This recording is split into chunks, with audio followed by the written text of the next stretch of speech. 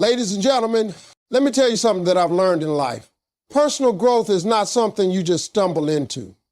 You don't wake up one morning with a better life by accident. It's intentional. You got to make the choice every single day that you want more. You want better, and you're willing to do what it takes to get there. Nobody is coming to save you. Nobody's going to hand you success. The first step is to own your life completely. If you keep blaming your past, your parents, your boss, or your circumstances, you'll stay stuck right where you are. The day you take responsibility is the day your life starts to change. One of the hardest lessons I ever had to learn in my life was this. Nobody is responsible for my success except me. Not my mama, not my daddy, not my boss, not my friends, not the government. Just me. And you know what? The moment I learned that, my whole life changed. See, a lot of people walk around waiting for somebody to come fix their situation. And that's the reason they never get anywhere. They're waiting for some magical moment, some perfect opportunity, or some person to come along and give them the life they've been dreaming of. But that ain't how it works. Life doesn't hand you success. It hands you opportunities. And you decide whether to take them or not. Now, I know some of y'all have been through tough times. I'm not here to tell you your pain ain't real. I'm not here to say the things that happened to you didn't hurt. They did. But here's the truth. If you keep replaying what went wrong, if you keep blaming who did you wrong, you're just giving them more power over you. They already took that moment from you. Why let them take your future too? The only way you take that power back is by saying, from this point on, my life is my responsibility. That means your wins are yours, your losses are yours, your choices are yours. When you own your life like that, you start to move different. I remember a time when I was broke, living out of my car and blaming everybody but myself. I was talking about how the industry didn't give me a chance, how people didn't believe in me, how I never got the breaks.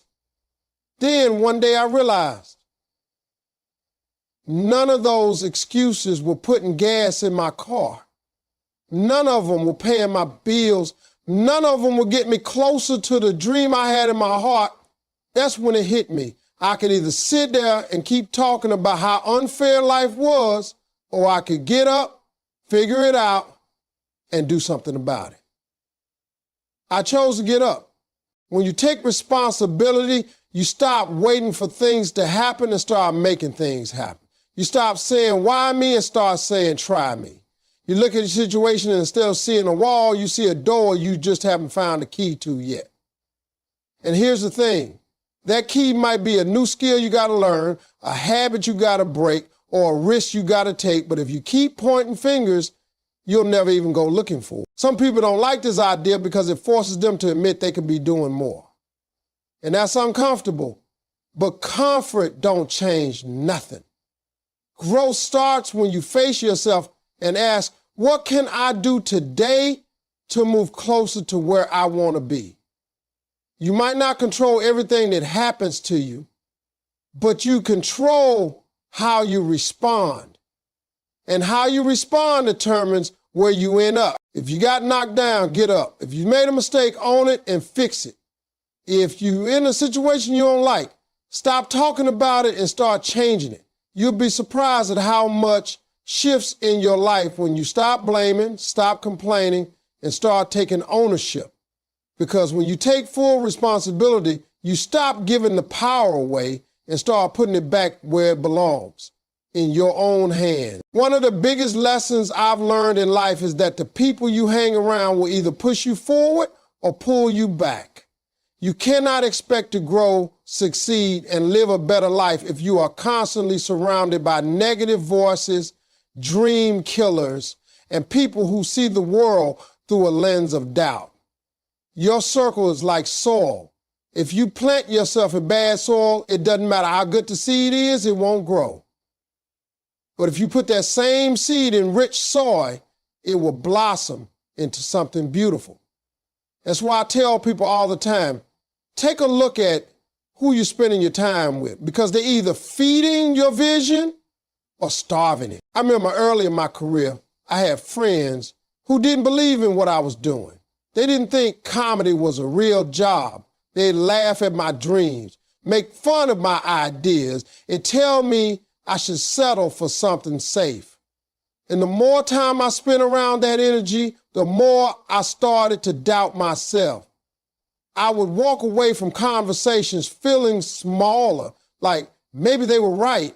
Maybe I was chasing something I couldn't have. But then I started meeting people who believed in me, people who said, man, you're funny, you got something special, keep going. And you know what? My confidence started to grow. I started thinking bigger. I started taking more chances. That's when things began to change for me. The truth is, some of y'all have dreams that are too big for your current environment. You're trying to fly, but you're hanging with people who don't even want to leave the ground. You can't expect someone with no vision to see yours. You can't expect someone who's comfortable being stuck to understand why you're working so hard to move forward. And it's not that they're bad people. It's just that their mindset doesn't match your mission. If you're serious about growth, you've got to protect your energy. Sometimes that means making tough choices. It means limiting your time with people who constantly complain, gossip, or focus on the negative. It means seeking out mentors, friends, and communities that challenge you to think bigger, push harder, and keep going even when you feel like quitting. When you're around people who are going somewhere, you start to believe you can go somewhere too. Energy is contagious. If you surround yourself with people who are passionate, driven, and focused, that energy will rub off on you. If you surround yourself with lazy, unmotivated, and negative people, that energy will rub off too. You got to decide which one you want more of in your life, because you can't get both at the same time. Your future depends on the company you keep. So choose wisely. Most people want a better life, but they never take the time to define what that actually means for them. They walk through life hoping something good will happen, but hope is not a strategy. Success doesn't happen by accident, it happens by intention. That intention starts with setting clear goals.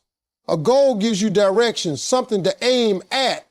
Without it, you're like a ship sailing without a map, drifting wherever the wind blows. When you have a clear goal, every decision becomes easier because you know exactly where you're trying to go. But having a goal is only the first step. You've also got to see it in your mind every single day.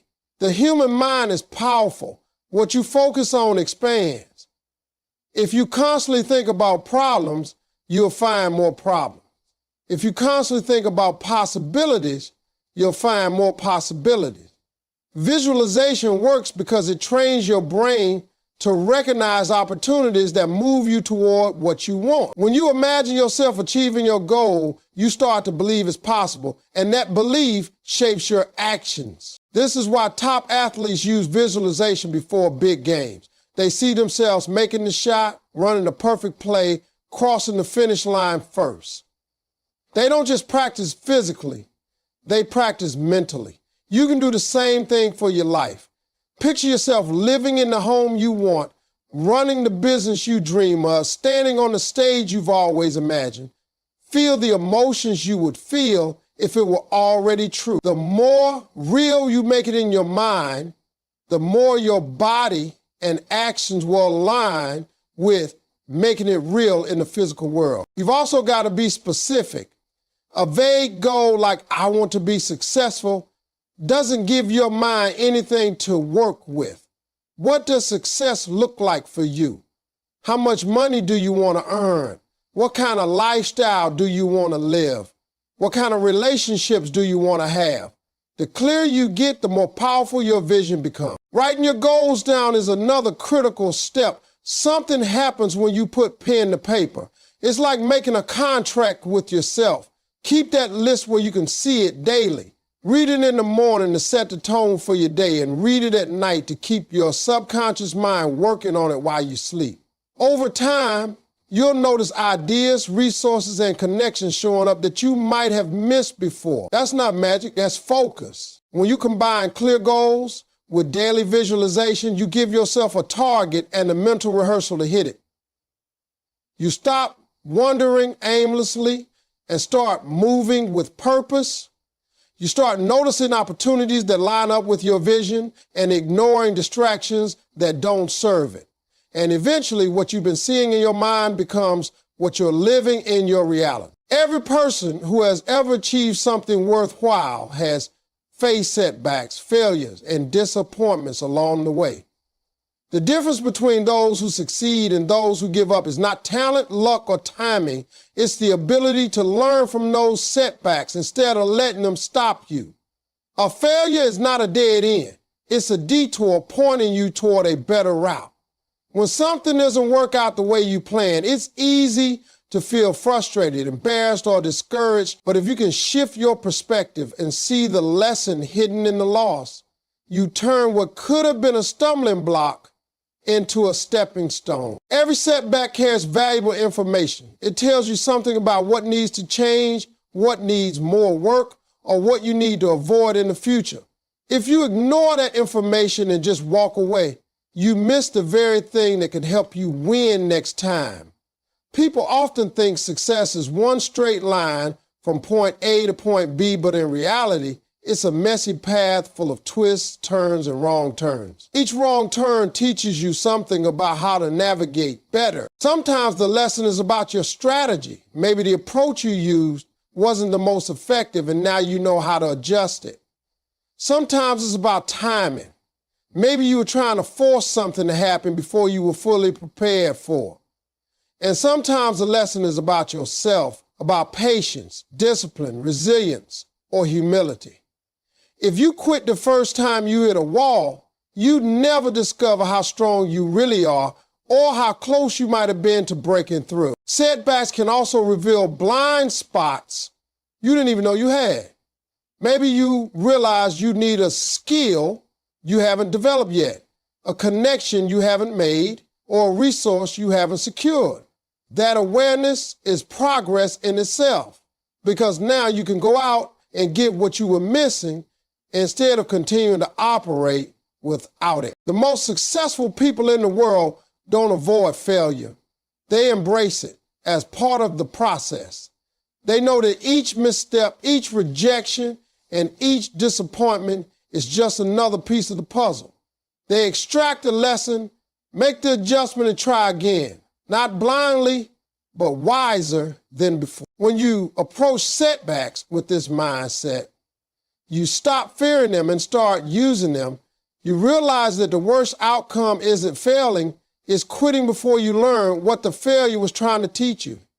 Every time you choose to learn instead of quit, you're building resilience, sharpening your skills, and moving closer to your goals. Over time, those lessons compound, and what once felt like roadblocks become the very experiences that shape your ability to win at the highest level. Self-discipline is the bridge between wanting something and actually having it. Most people have dreams, but dreams without discipline stay in the imagination. Discipline is doing what needs to be done even when you don't feel like doing it. It's showing up consistently, sticking to your commitments, and following through on the plans you've made. Without it, motivation fades and goals remain out of reach. With it, progress becomes inevitable, even if it's slow at times. Habits and routines are the building blocks of discipline. The little things you do every day may not seem important in the moment, but over time they shape your entire life. Waking up early to work on your goals, choosing healthy meals over junk food, spending an hour learning instead of scrolling through social media. These small choices compound into massive results. Discipline is not about making one big heroic effort. It's about making the right choice over and over until it becomes second nature. The challenge with discipline is that it often feels uncomfortable. Your mind will come up with excuses telling you it's too hard, too late, or that you can skip it just this once. But every time you give in, you reinforce the habit of quitting. Every time you push through, you strengthen the habit of persistence. That's why self-discipline isn't just about physical action, It's a mental game. You have to train yourself to keep your word to yourself no matter how you feel in the moment. Routines make discipline easier because they remove the need to make constant decisions. When you have a set schedule and clear habits, you're not negotiating with yourself every day about whether or not you'll take action. You just do it because it's part of your routine. It becomes automatic, which frees up mental energy for other important decisions. That's why high performers in any field often live by structured routines. They know discipline is easier to maintain when it's built into the rhythm of their lives. Another important aspect of discipline is delayed gratification. This means choosing the long-term reward over the short-term pleasure. It's resisting the urge to take the easy way out because you know the harder path will pay off in the end. Whether it's saving money instead of spending it, exercising instead of relaxing, or practicing instead of partying. Every sacrifice you make for your future strengthens your self-discipline. Discipline also grows when you measure your progress. Tracking your actions, whether it's workouts, hours worked, or money saved, keeps you accountable. It turns discipline into a game you can win, motivating you to stay consistent. Over time, the discipline you build creates momentum, and that momentum carries you through moments when motivation is low. The habits and routines you commit to today determine the results you'll experience tomorrow.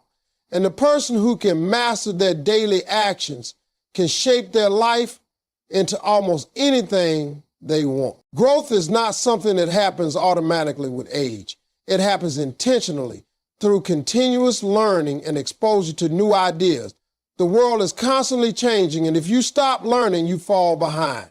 Reading, learning, and seeking new experiences keep your mind sharp, your perspective fresh, and your opportunities expanding. Every book you read, every skill you develop, and every new place you explore adds another layer to who you are and what you can do. Reading is one of the simplest yet most powerful tools for growth. A single book can give you decades of someone else's wisdom, saving you from mistakes and showing you paths you never knew existed. Books open the door to knowledge, creativity, and inspiration. They allow you to learn from the successes and failures of others without paying the full price yourself. Even a few pages a day can transform how you think and make decisions. Learning doesn't stop at books. It's about being curious and open-minded in every situation. Whether you're picking up a new skill, taking a course, or having a conversation with someone who sees the world differently, every interaction can teach you something if you're willing to listen. The key is to approach life like a student, always asking questions, always looking for ways to improve, and never assuming you already know it all. New experiences push you beyond your comfort zone, and that's where real growth happens. Traveling to new places, trying unfamiliar activities, meeting different kinds of people. All of these things challenge the way you see the world and yourself. They expose you to new cultures, ideas, and possibilities. The more you step into the unfamiliar, the more adaptable and confident you become. Growth also comes from learning from failure and feedback. When you try something new, you risk making mistakes, but those mistakes are part of the process. Each failure teaches you what works and what doesn't, giving you valuable experience you can't get from playing it safe. Surrounding yourself with people who can give honest feedback is equally important because it allows you to see blind spots you might miss on your own. The habit of continuous growth builds resilience. When challenges come, you have more tools, more knowledge, and more experience to draw from. You're better equipped to adapt, pivot, and find solutions. You become more valuable in any environment, whether in your career, your relationships, or your community, because you're always bringing new insights and capabilities to the table. Choosing to keep growing through reading, learning, and new experiences isn't just about achieving more. It's about becoming more. It's about expanding the limits of what you believe is possible for yourself and creating a life that is richer in wisdom, perspective, and opportunity.